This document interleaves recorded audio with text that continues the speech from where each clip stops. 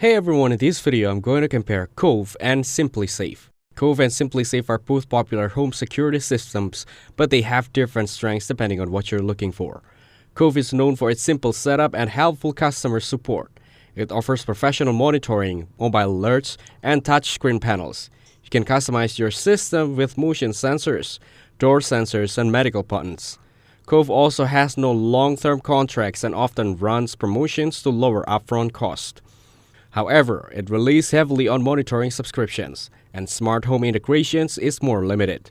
SimpliSafe is one of the most recognized names in DIY home security.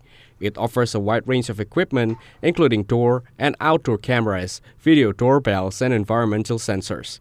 The system is easy to set up and work with smart home tools like Alexa and Google Assistants. SimpliSafe also offers flexible monitoring plans and doesn't log into your contracts. However, some features like camera recording require the higher tier plan.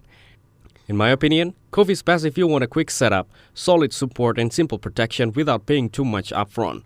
SimpliSafe is better if you want more equipment options, smart home features, and flexibility without being tied to a contract.